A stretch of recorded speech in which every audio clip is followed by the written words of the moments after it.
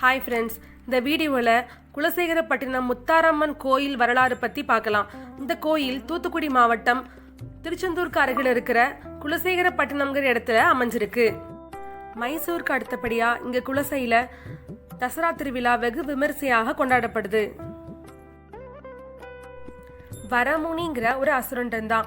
அவன் அகத்திய மாமுனிவர்கிட்ட அவமரியாதையா நடந்ததுனால அகத்தியர் அவனுக்கு ஒரு சாபம் விடுறாரு. நீ எருமை தலையோடும் மனித உடலோடும் வலம் வருவாயின்னு. அவனை தான் நம்ம மகிஷாசுரன்னு சொல்றோம். மகிஷம்னா எருமைன்னு அர்த்தம். அந்த மகிஷாசுரன் தேவர்களையும் முனிவர்களையும் ரொம்ப கொடுமைப்படுத்துறதுனால அவனுடைய கொடுமையை தாங்க முடியாம தேவர்களும் முனிவர்களும் சிவன்கிட்ட போய் முறையிடுறாங்க.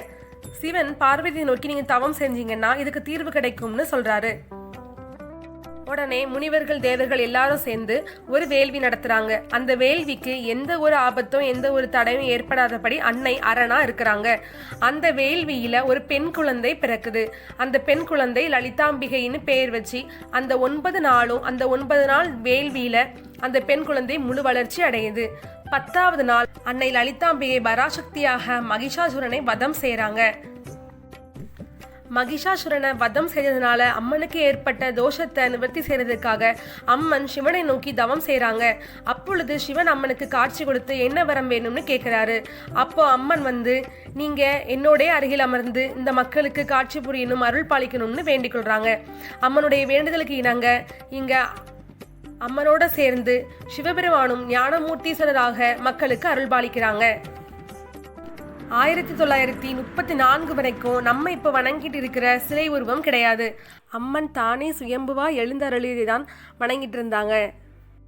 அதன் பிறகு அம்மனுடைய பக்தராகிய அப்பாத்துரை கவிராயர் ஆசாரி என்பவரது கனவுல அம்மன் தோன்றி கன்னியாகுமரி மாவட்டம் மயிலடிங்கிற இடத்துல உள்ள ஒரு பாறையை காண்பித்து இந்த கல்லில் என்னுடைய திருமேனியை இவ்விதமாக செதுக்க வேண்டும் என்று அம்மனே கூறியதற்கு இணங்க அவர்கள் வடிவமைத்த சிலையை தான் நம்ம இப்பொழுது வணங்கிட்டு இருக்கோம்.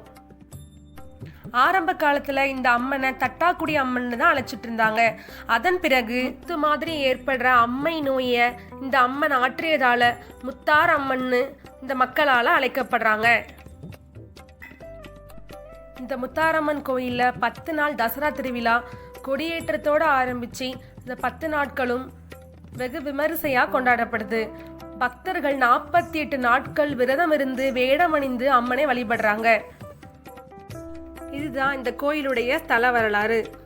எல்லாருக்கும் முத்தாரம்மனுடைய அருள் கிடைக்கட்டும். நன்றி, வணக்கம்.